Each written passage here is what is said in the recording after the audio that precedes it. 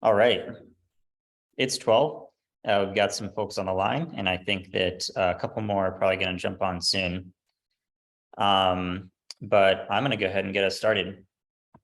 So thank you for joining today. My name is Zach Snyder. I'm a program manager with the nonprofit Solar Oregon, and you are at our How to Go Solar and Storage webinar. This is a recurring webinar that we put on for home and business owners to give you basic information about solar. So hopefully that's why you're here.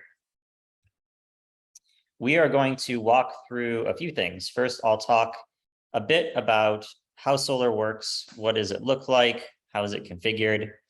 Then we'll talk about your potential site, your home or your business, and what makes it easy to install solar on a home or business, what makes it difficult.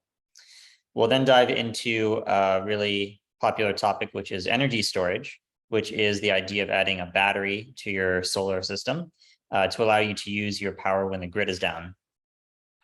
Then we'll go over some information about incentives, the cost of a solar system. I'll give an example budget, and we will wrap up by talking about how you can get started going solar, how you find good contractors, things like that.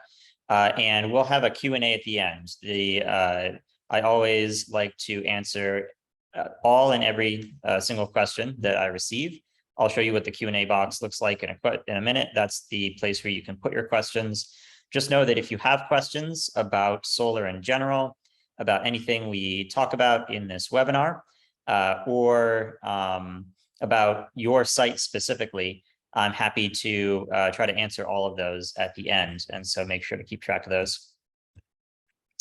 So who is Solar Oregon? I've worked at Solar Oregon for the past 3 years.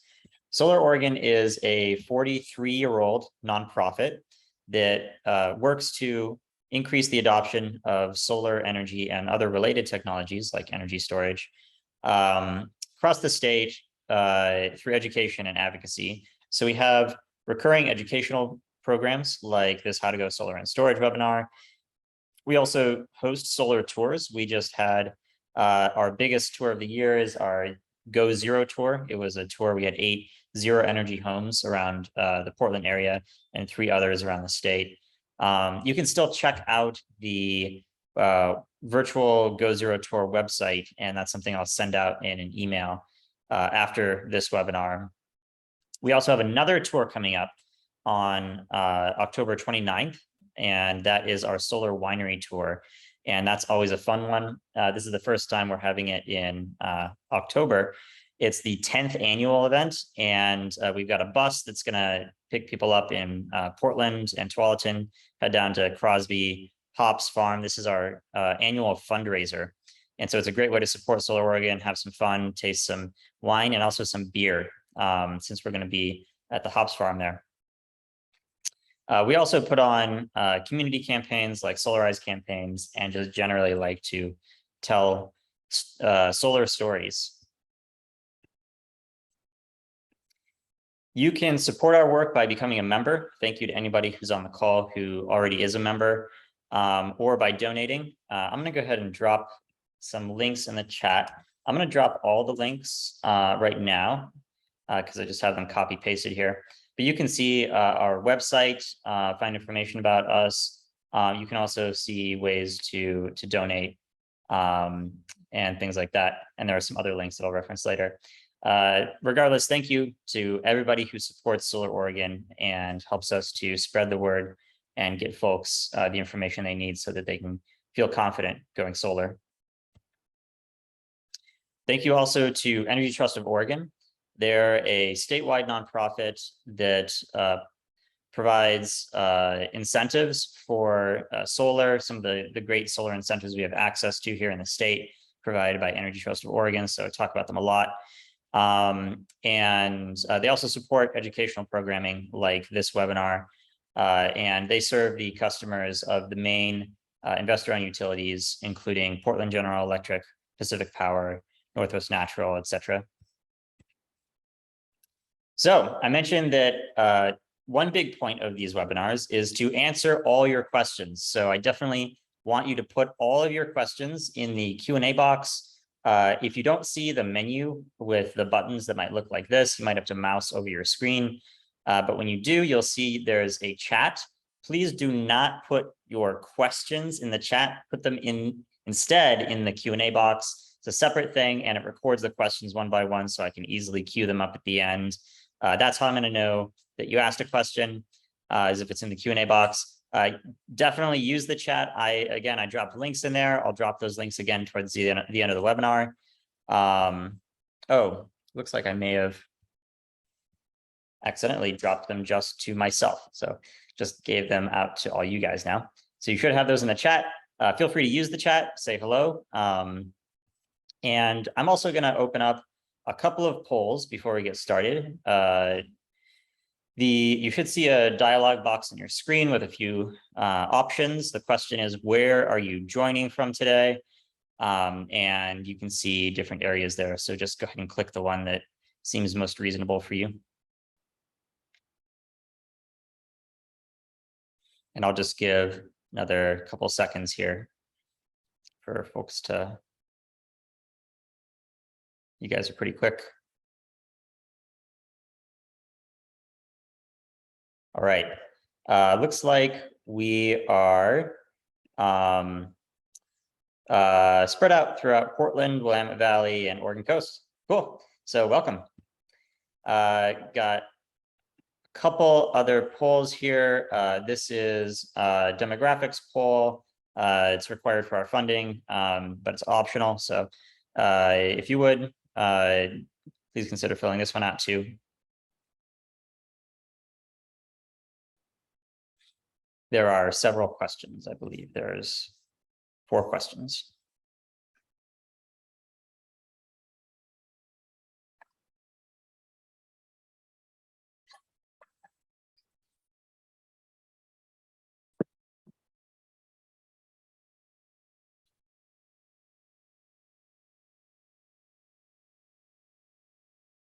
All right, I'll just give a couple more seconds here.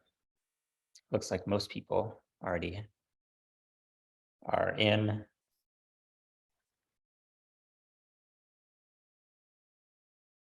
Great. And one last poll before we start. A couple questions here, yes or no questions, or not sure. Just asking about 2 incentives and whether you're familiar with them. One of them is the Energy Trust of Oregon Standard Solar Incentive. If that is something you've heard of, you can click yes. If not, click no, or maybe you're not sure. And the second one is Energy Trust of Oregon's Solar Within Reach Incentive. So again, if it makes sense to you, click yes, and if not, click no.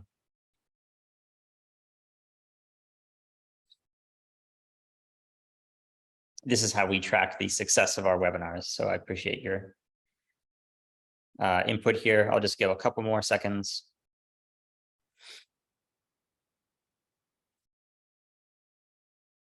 All right, I'm going to go ahead and wrap this one up. Looks like, yeah, a little bit of a mix. So that's great. And we are going to go ahead and talk a lot about all of that. So let's dive in. First, we're going to talk a little bit about how solar works. This is a diagram of a solar system. So you can see the house there. Maybe that's your house. The photovoltaic panel up to the left of the house, which is actually going to be sitting on the rooftop or on a ground mount nearby, but usually on the rooftop. That's the solar panel, and there will be potentially many of those, or it could be a small system and maybe there's just a few. Regardless, the sunlight strikes those photovoltaic panels, those solar panels, and produces a voltage of electricity. And there are 2 types of electricity. There's direct current DC and alternating current AC. You don't have to worry about what that means if you're not familiar with those, but you should know that solar produces one of them, direct current DC, and your home uses the other, AC. And so in addition to having the solar panels, you'll have another box here called an inverter, or you'll have a set of boxes called microinverters. They do the same thing. And that is to convert the DC electricity into AC electricity, so it can be used in your home. From there, it gets wired into your home electrical panel and goes to power all of the circuits in your home, including your lights, your appliances, etc. Electric car charger, if you have one of those. And if you are producing excess electricity with your solar panels at any given moment, that excess electricity can flow out through your utility meter and back onto the utility grid to go power other things elsewhere on the grid. When you are using more energy than you are producing with your solar panels, energy will be still imported. You'll be able to purchase it from the utility grid, and that will be recorded on your utility meter. One thing to note is that your utility meter, when you get solar, is swapped out for a bidirectional meter, because right now your utility meter probably only records electricity going in one direction, and that's from the grid to your home. But now, because sometimes the energy flows the other way, you get that bidirectional meter, so you can keep track of how much energy you're putting out on the grid. That's the basics of a solar system. It's actually quite simple. There are very few components. There's no moving parts. And that's one of the reasons why it's so easy to maintain. Here's a look at those special electrical boxes called inverters or microinverters. On the left, you'll see a picture of an inverter. That's the white box there. Happens to be on the outside of a home, but often gets put inside the garage as well. And regardless, it goes near the electrical panel. And on the right is a picture of these little black boxes, which are microinverters. And you'll see that there is a microinverter for every 1 or 2 solar panels. Again, they do the same exact thing.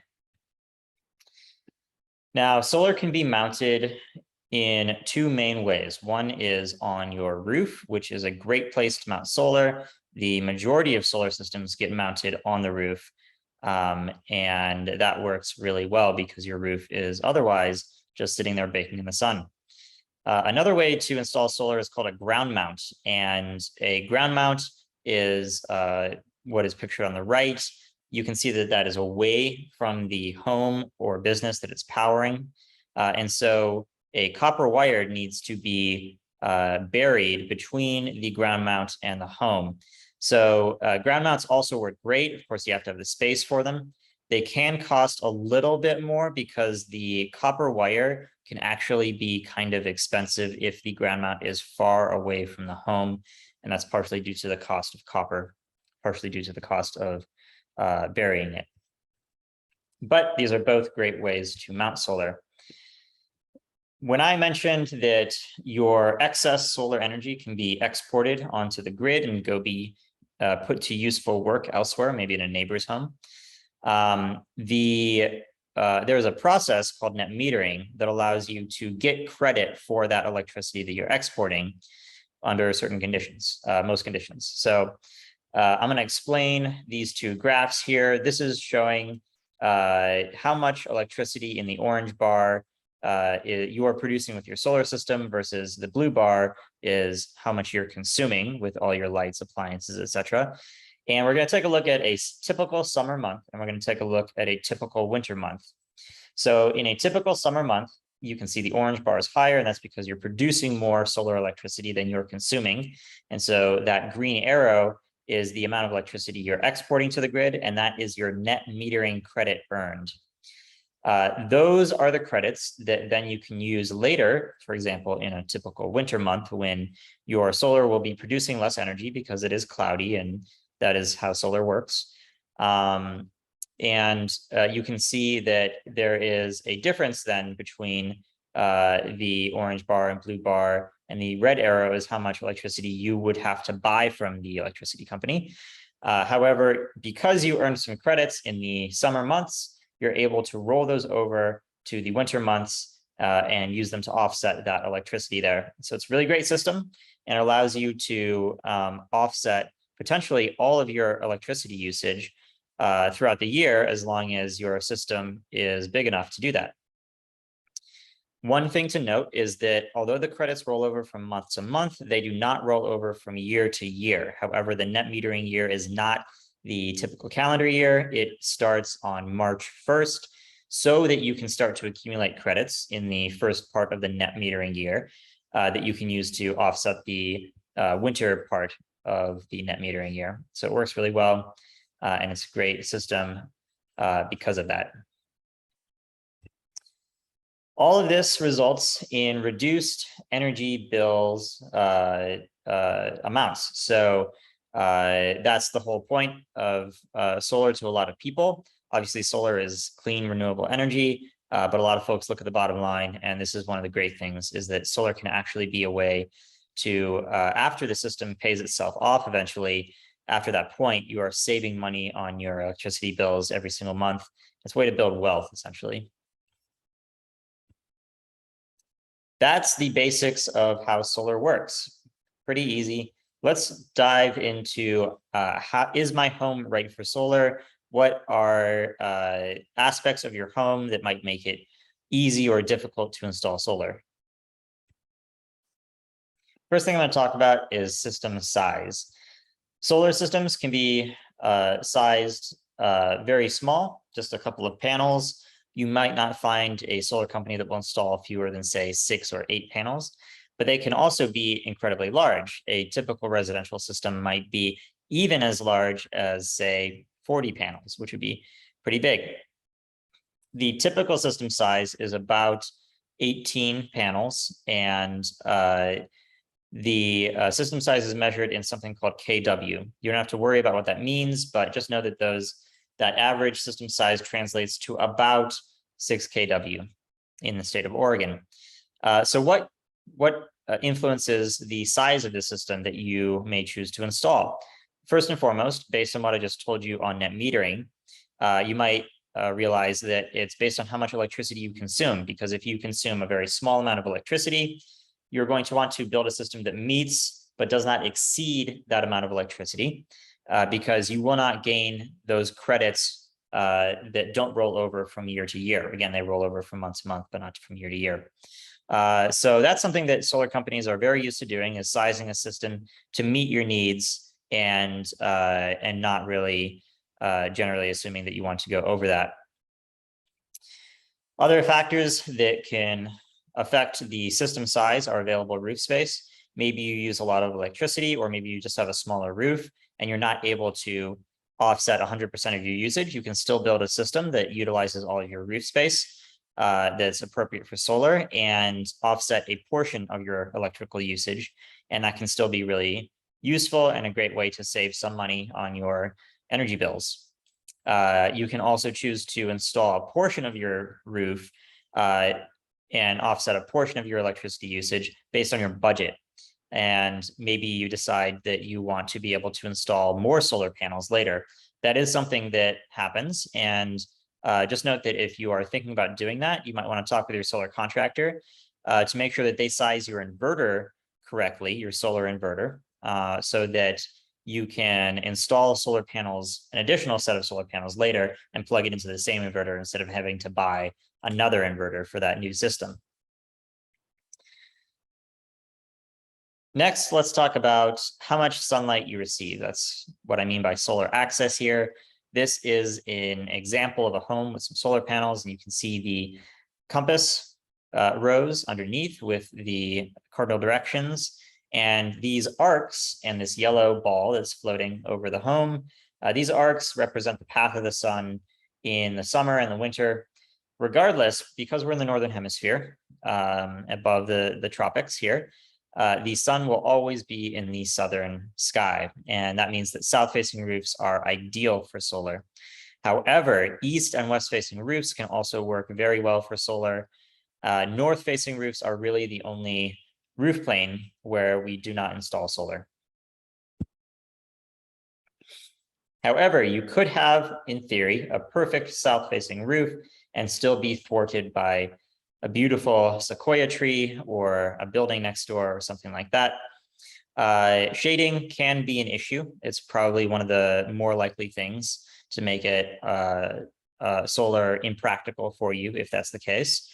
However, note that even if you have a lot of trees around your home, sometimes it takes a trained eye to assess whether those trees are actually going to block the sunlight during the most important parts of the day, because the sun light is going to be most intense during the middle of the day, and it's going to depend on the angle of the roof, things like that. And so a solar contractor will be able to help you assess that in more of an expert kind of way. Another factor here is your roof. And there's several things about your roof that are important. One of them is your roof complexity. So on the left, I show an image on Google Maps here of a home with a roof that is more complex. You can see there are more geometric planes. Some of the geometric planes are very skinny. It'd be very hard to put solar panels or impossible to put solar panels on some of those roof planes. And because they are slanted, say, some of the other roof planes, you might be able to put just a small amount of solar on there.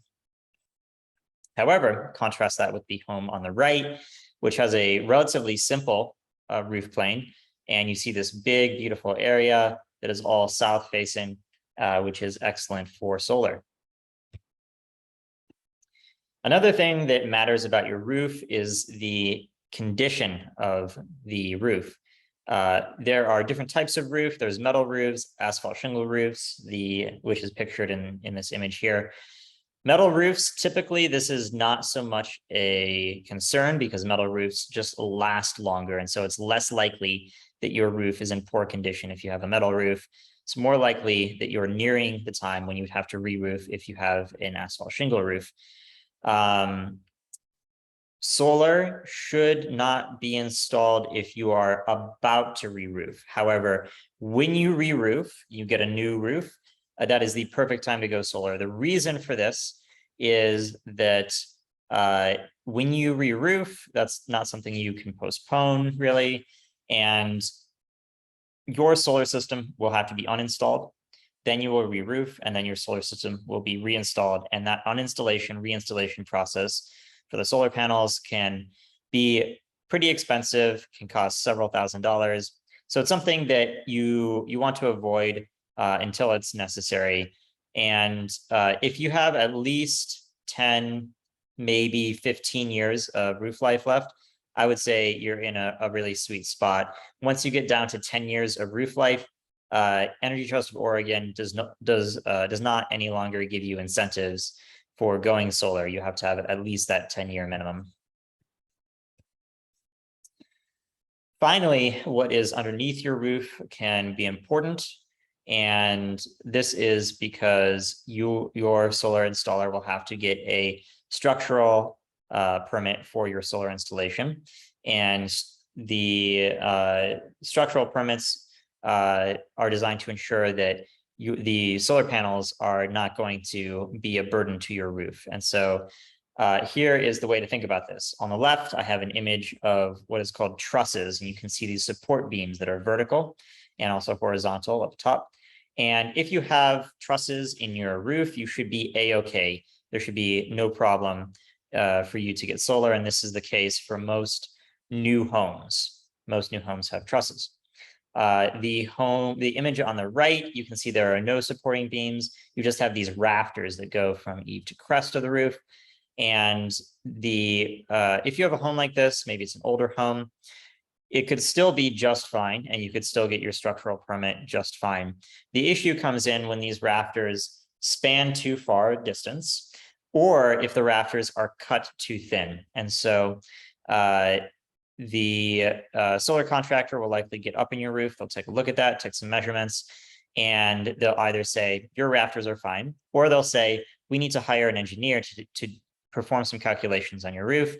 The engineer will get back and say your roof is actually fine, and here's a letter that you can take to the building codes department, and they'll give you the permit.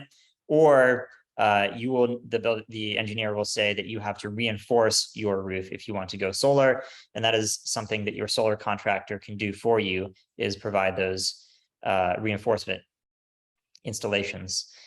The reinforcement and the cost of an engineer can add some cost to going solar. So that is something to think about if you have an older home. That may be a possibility. So that's a basic guide of what makes a home right for solar. Let's talk a little bit about energy storage. And this is a battery that you might add to your solar system. A battery allows you to use power when the grid is down. And it is a common myth that a solar system will allow you to do that if you do not have a battery. And that is not true, actually. Solar is really great. It saves you a lot of money on your electrical bills, but your solar system will switch off when the grid goes down unless you have that battery. So this battery is something that gives you what we call energy resilience, the ability to use power when the grid is down. So why is energy resilience important? Well, there's all sorts of things that can cause outages. You should have a good sense, unless you just moved to a new home or a new business, whether you typically get a lot of outages. The most common outages are caused by storms and squirrels. They tend to be relatively quick outages, and the power is back online shortly thereafter. There are also things like public safety power shutoffs, and this is when the utility company will shut off a whole portion of its grid, usually in a more rural area, in order to prevent its infrastructure from sparking a wildfire during really hot and windy conditions. This happened just last month. We had those wildfires that grew during that really hot, windy time. Utility companies shut off power in, I believe, 4 or 5 areas of the state. And maybe you experienced one of those. If you're in Portland, you probably didn't unless you're up in the West Hills. There are also is a possibility for cyber attack. And of course, we live in the Cascadia seismic zone. And so when the power goes off, it's thought that the power might go, when the earthquake hits, it's thought that the power might go off for up to 6 weeks. And so that is a different type of outage altogether from the typical ones that we experience. So what is a solar plus storage system? It means solar panels on the roof and a battery in the garage or in a shed or elsewhere. There are many great battery products on the market. I don't recommend any particular product. That's not what we're here to do. Just know that there are a lot of great products that are entering the market periodically, and the market is growing quite rapidly for batteries. It's really important to set your expectations when it comes to a battery, however, if that's something you're considering, because folks often think, oh, great, I'll just add one battery and then my whole home will be able to use as much power as I want for as long as I want, and I can endure any outage. I should be good throughout the entire Cascadia seismic earthquake. And that's not necessarily the case. One battery can achieve what is called typically a partial home backup. And what that means is that if you were to look at your electrical panel, that's your breaker box in your garage, you would select which breakers you want to connect to your battery. All the other breakers would still lose power when the grid goes down. And a partial home backup is far and away the most common thing that happens when you install just one battery. If you wanted to back up your whole home, and that's something that some people do, you would have to add multiple batteries, potentially 2, sometimes 3. Some people even add 4 batteries, say they want to be able to charge their EV or something like that. However, batteries are still relatively expensive, and so that can add quite a bit of cost to your project. This is what a whole home backup might look like, just with several batteries. When you tell your solar contractor, I would like to consider a battery, you're going to have a conversation with them. They'll ask you all sorts of questions about the appliances you have and how much energy they use, how you use your appliances, things like that. But the two main questions, and where you're striking a balance here, is what needs power and for how long. And so a typical partial home backup might back up things like a refrigerator to keep food from spoiling, some lights in common areas and maybe a bedroom, and a couple of outlets to charge a computer, charge a cell phone, be able to communicate, do work, things like that.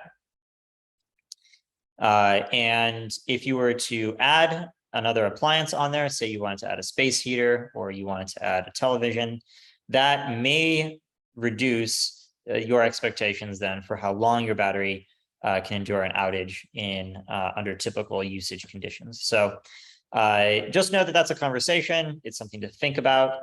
Think about how you want to prioritize what you do when the grid goes down.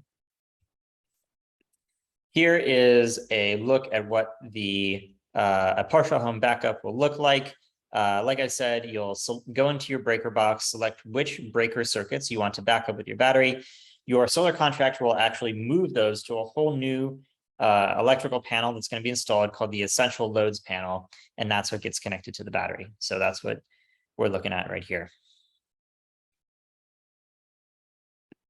All right, so that's solar plus storage. Let's talk now a little bit about the cost of solar and the really great incentives that exist to help you make it affordable for yourself. The great news is that solar prices in general over the past decade have fallen quite a bit. So if you are in the position where you haven't thought about solar in a number of years, it's worth taking a look at what prices are at these days.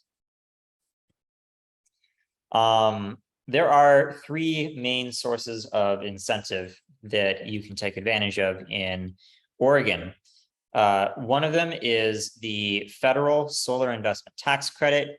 That's a really great tax-based incentive. Just so you know, that's something that you will file for when you do your taxes the year after you install your solar system. Another incentive is the Oregon Solar Plus Storage Rebate, available to anybody in the state. And that is something that you get right up front, and your solar contractor applies for that. Additionally, Energy Trust of Oregon, like I mentioned, provides great solar incentives. Energy Trust of Oregon incentives are available to people who are customers of Portland General Electric or Pacific Power. So note that if you are not in a place where you have one of those utilities, you just wouldn't be able to get the Energy Trust of Oregon incentive.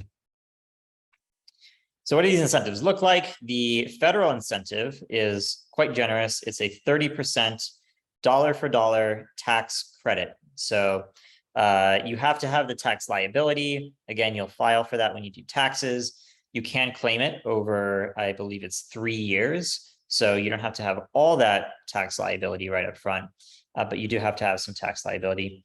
The state incentive is up to $5,000, or additionally, $2,500 for energy storage. So the $5,000 is for solar, $2,500 is for a battery. And the battery, though, has to be tied to a solar system. So you couldn't get that $2,500 just for a battery if you didn't have solar. And the Energy Trust of Oregon standard solar incentive is $500 for customers of Portland General Electric and $600 for customers of Pacific Power.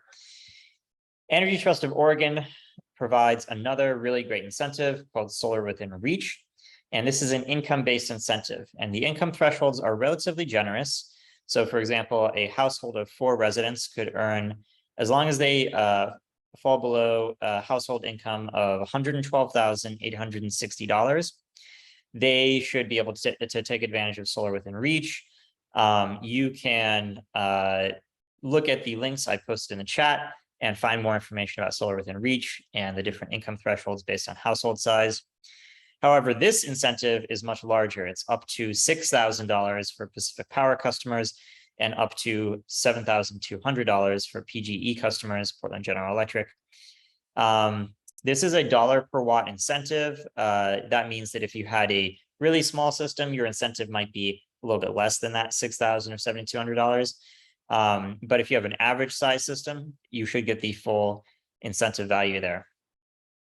So really great incentive from Energy Trust of Oregon. The state Oregon Solar Plus Storage Rebate that I mentioned, this is, I said, up to $5,000 for solar. What does that actually mean? It's also a $1 per watt incentive. And the rate of dollars per watts is based on your situation. And so if you're a customer of Portland General Electric or Pacific Power, it's 20 cents per watt. If you are a customer of any other utility, it's 50 cents per watt. And regardless of your utility, if you fall below a certain income threshold, which is a little bit lower than the Energy Trust of Oregon income threshold, but if you fall within that threshold, it's actually $1.80 per watt. So let's put this all together and walk through an example budget. I'm going to show you this slide, which is for Portland General Electric customers, and I'm going to show you the next slide, which is for Pacific Power customers. They're mostly the same. And there's a few assumptions that we're making. And I want to make the note that it is very difficult to quote the cost of a solar system without knowing some things about your site, your home, and the size of system that you're going to be installing, things like that. So we are assuming a 6 kilowatt average system size. That's going to be $20,000. That's what we are assuming here. Which is realistic. And we're going to walk through this for someone who does not qualify for any of the income-based incentives, and then on the right column for someone who does. So we're going to start with that total project cost before any incentives, $20,000. We're going to add the Energy Trust of Oregon incentive in Portland General Electric territory. That's going to be $500 for the person who does not meet the income threshold for solar within reach. For solar within reach, that's going to be $7,200. This is going to bring the net cost down to $19,500 for the non-income qualifying household, or $12,800 for the income qualifying household. Your solar contractor will apply for the Energy Trust of Oregon incentive. They'll also apply for the state rebate. And if you receive that, that's going to be either $1,200 or $5,000. So the out-of-pocket cost that you will actually pay when you sign your contract will be $18,300 for someone who is not income qualified, or $7,800 for someone who is. So you can see that those incentives, the income-based ones, make a really big difference there. So that's what you pay, and your system will be installed. The following year, when you submit your taxes, you'll be able to take advantage of the federal tax credit. That's 30%. And so that will bring the final net cost of the system, excuse me, to either roughly $13,000 for someone who doesn't have access to the income-based incentives, or $5,500 roughly for someone who does. So that you can see that the incentives, especially the income-based incentives, make a huge difference. So this is for Portland General Electric. Let's take a look at the same exact slide, but for Pacific Power. And I'm not going to walk through all of the same steps here, but I'm going to point out some of the differences. The main difference is the Energy Trust of Oregon incentive, and that's going to be $600 if you're not income qualified, or $6,000 if you are. And after the first two incentives, the out-of-pocket cost is going to be roughly $18,000 for someone who's not income qualified, or roughly $9,000 for someone who is.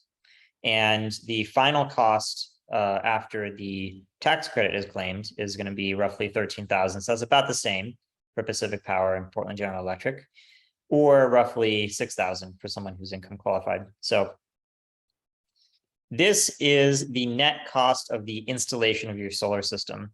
This doesn't factor in any energy savings whatsoever. And so the great thing is, yes, this is the upfront cost. Yes, it is, it's money, and it can be expensive.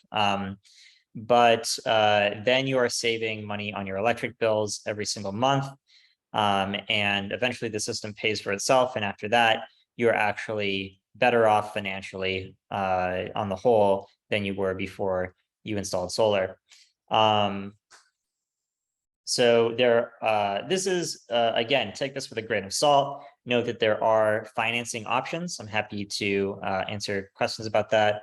And that's not an uncommon thing for folks to seek financing for a solar system. But this is roughly the cost of a solar system. So how do you get started? Now that you have this knowledge, you know how solar works. You know whether your home may be a good fit for solar. Obviously, your solar contractor will take a look at that. And you know roughly the cost. Of course, your quote will be the best way to figure out the cost of your system. How do you go about getting those quotes? First thing I'll say is that I strongly recommend using an Energy Trust of Oregon trade ally. This is a solar contractor who has been rigorously vetted by Energy Trust of Oregon. And they have actually a star rating provided by Energy Trust of Oregon. And there's a directory of trade allies that Energy Trust of Oregon provides, and you can look up contractors, see their history, see their star rating, things like that. You can even look up if any complaints have been filed against a contractor. So strongly recommend using trade allies. If you want to take advantage of the Energy Trust of Oregon incentives, you will have to use an Energy Trust of Oregon trade ally. Just one thing to note there. The Energy Trust of Oregon provides an awesome tool that I highly recommend. If you're coming into this fresh and you just want to get 3 quotes from highly rated contractors in your area, knowing that they're all trade allies, you can use this tool from Energy Trust. It takes about 2 to 5 minutes. It's an online web form. You enter some basic information about you, your address, what you're looking for, and then that information will be sent to 3 pseudo-randomly selected contractors, and they will reach out to you shortly and offer you a free quote. That tool is linked. I'm going to go ahead and drop the links again. And sorry, I'm just copy pasting them. So you'll get the whole blob of links again. But the link that says Energy Trust Solar Bid Tool, that's this tool. So go ahead and save that link. Make sure you know where to find it. What does installation look like? So say you've filled out that form, gotten your 3 quotes, you're comparing your quotes, and you've selected the contractor you want to work with. What actually happens when you sign your contract? Well, solar is a turnkey service. That means that you sign your contract, you pay for the system, and the contractor handles everything from getting your permits, performing the installation, following up with inspection, swapping out your utility meter, and interconnecting your system. So there will be a period of time after you sign before the installation, and that's when your contractor is doing your system design and getting permits, and that can take several months. So note that that's not uncommon. That's just something to expect. However, once that preparation work has all been done, your contractor will reach out to you and you'll schedule a time for them to come and install the system. A typical residential system will only take 1 or maybe 2 days to install these days. So it's relatively speaking, extremely painless. After installation is completed, there will be a few weeks where your contractor is closing out all of your permits and handling all of your inspections with your local jurisdiction. Then they'll be swapping out your meter with the utility company, and they will be interconnecting your system and turning your system on. Once your system is turned on, you'll have access to a monitoring portal. You'll be able to see the amount of electricity your solar system is producing. And thereafter, you'll be producing clean, renewable energy on your rooftop, energy that's yours, that you are creating. So it's really great. And that's our webinar. That's our How to Go Solar and Storage. So I hope that you have learned some things that you came here to learn today. Again, we're going to have a Q&A, and I would love to answer every question that you have about this webinar and the things we covered, or just generally about solar, even about related technologies or about your site. So again, please put those in the Q&A box, not in the chat. I will definitely see them if they're in the Q&A box. While you're thinking of your questions, I see there's one in the Q&A so far. So go ahead and think about what you want to put in there. I'm going to pull up our last poll. And this is our post-event survey. This is really useful information for us to figure out if we are providing something that's useful and effective for you. So I'm going to just leave that up. Feel free as we go through Q&A to fill that out, and it will be much appreciated. So let's go ahead and take a look at the Q&A. Irvin, you ask, is net metering one-to-one in Oregon? So by this, I assume you mean, do you pay the same amount for a unit of electricity as you get credit for? Are you credited the same amount as you pay for electricity? And the answer is that if you are a Pacific Power customer or a Portland General Electric customer, which is the vast majority of Oregons, then yes, it is one-to-one in Oregon, which is great news. Additionally, other utility companies, smaller municipal utilities or rural electric cooperatives, if those are characterized your utility company, they may provide a one-to-one net metering program, but they may also provide something that is less than one-to-one or no net metering program at all. If you get a quote from a solar contractor, they'll be able to tell you exactly what your situation is because they deal with that all the time. However, for the vast majority of people, it is one-to-one.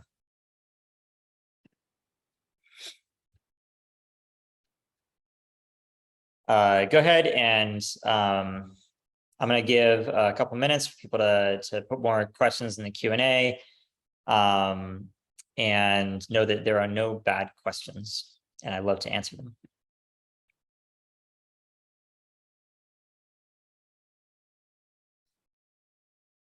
I see we've got a lot of people who filled out the post-event survey. Thank you.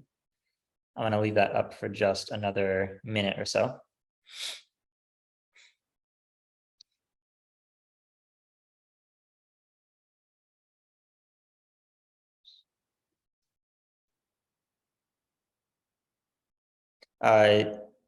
If you, I'm gonna continue to wait another couple minutes for Q&A questions. Okay, here's one.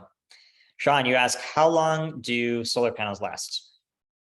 That's a great question. And there's a couple of things I will say about that. One is that the typical solar panel warranty these days is 25 years. That means that the panels, there's no moving parts. They're pretty robust, and typically they last quite a long time. And the industry guarantees that they last at least 25 years. So that's great news.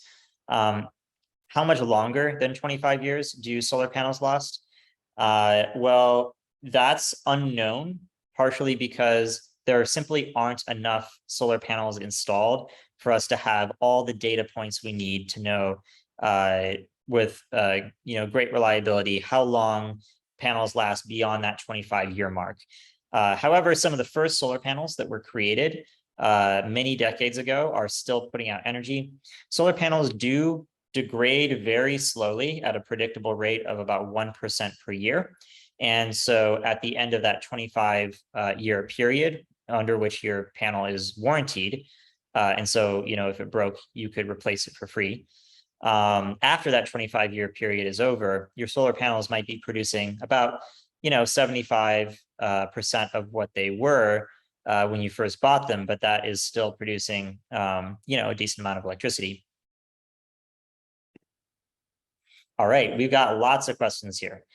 So Roger asks, I already have solar and want to add batteries. Does the Oregon incentive apply if solar is not installed at the same time? That's a great question. And for this type of question, I often lean on the wisdom of the solar contractors, since they're the folks who are applying for this incentive day in and day out.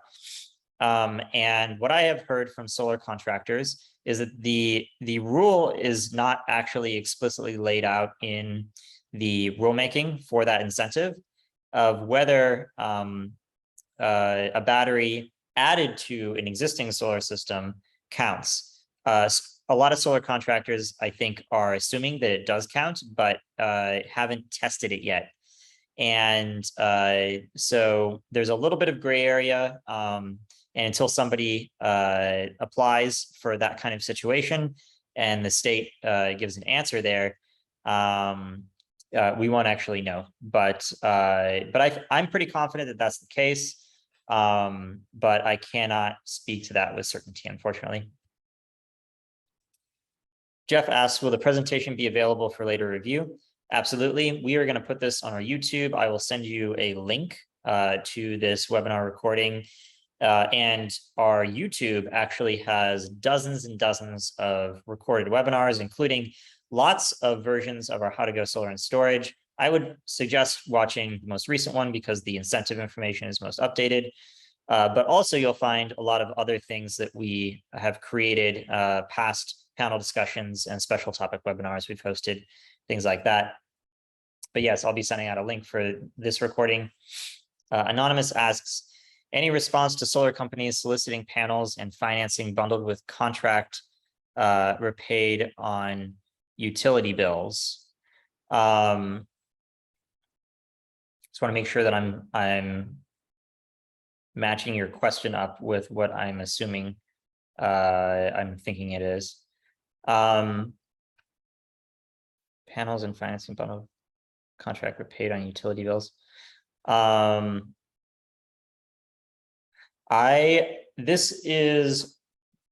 not sure I've heard of this specific practice. That doesn't mean it's necessarily a bad practice. But it sounds like it has to do with financing and a specific bundling package that maybe you are offered. What I would say is if you have questions about it, feel free to email me with some more specific information.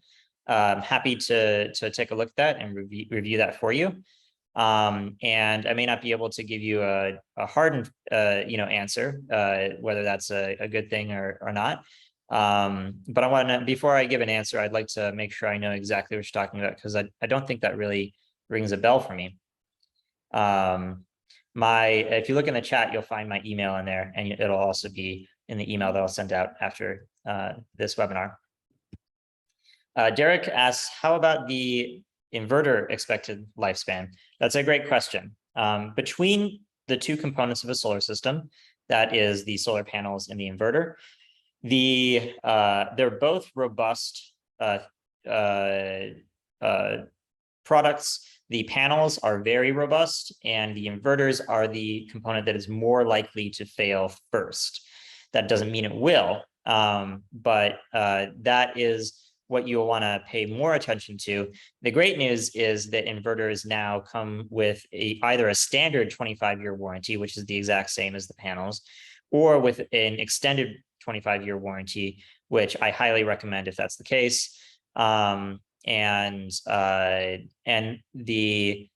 it'll be under warranty for those 25 years, and that is plenty of time to get a lot of value out of your inverter.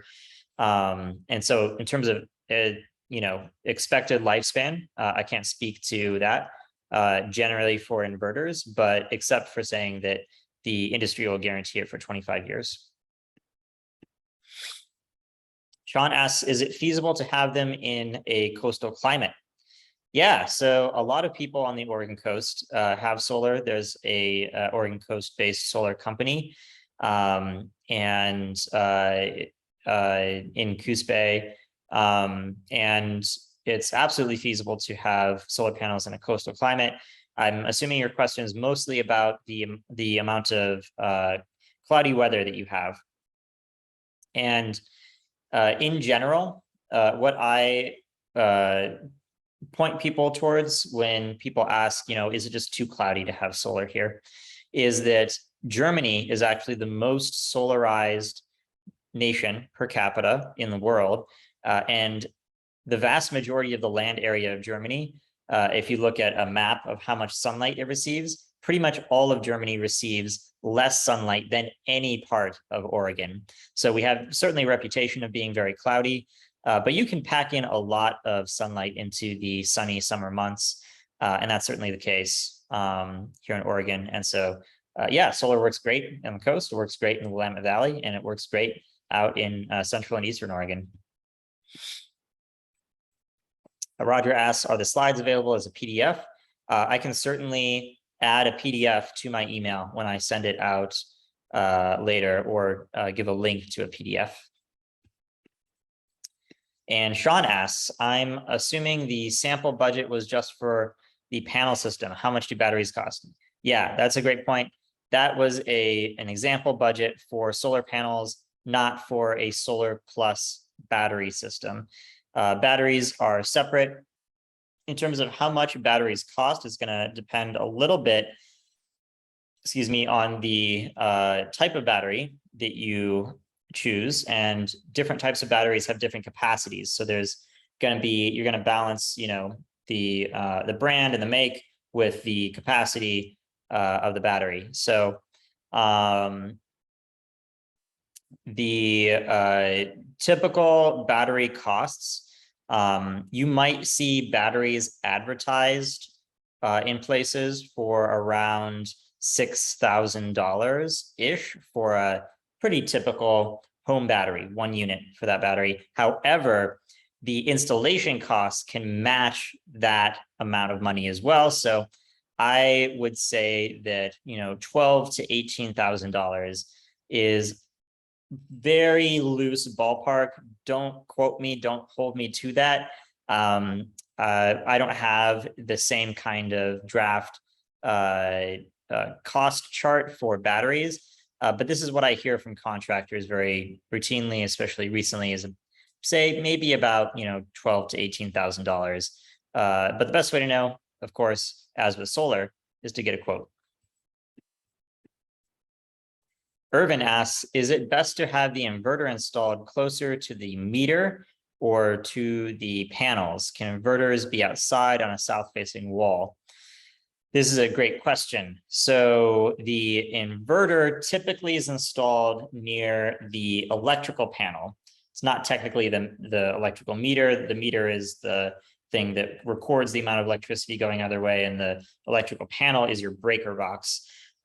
Typically, the inverter is installed near there. Your inverter can be installed away from your breaker box. It's just that there will be a conduit run between your breaker box and your inverter. And the conduit could add a little bit extra cost, and it could also, maybe you just don't want conduit running all the way around your house or something like that. So that's typically where it's installed. However, inverters can and routinely are installed outside on an exterior wall of the home. As to whether an inverter can be installed on a south-facing wall, that will have to do with the warranty of each manufacturer of inverter and whether they will warranty an inverter that is on the south-facing wall. And so to be aligned with the warranty and take advantage of it, which of course you want to do. I don't know specifically. I have heard that I think some inverters are not allowed to be installed on south-facing walls, but maybe some are, and I just don't know. In terms of whether the inverter is installed close to the meter, the electrical panels, or the solar panels you also ask about. What I just told you about the inverter being installed, you know, on a wall next to your breaker box, that's for a standard inverter. There's also microinverters, and they're, you know, functionally equivalent. They both do a great job, and you can navigate with your solar contractor which one is right for you. Microinverters are typically installed on the roof, right underneath the panels, under the racking there. So that's where those are installed.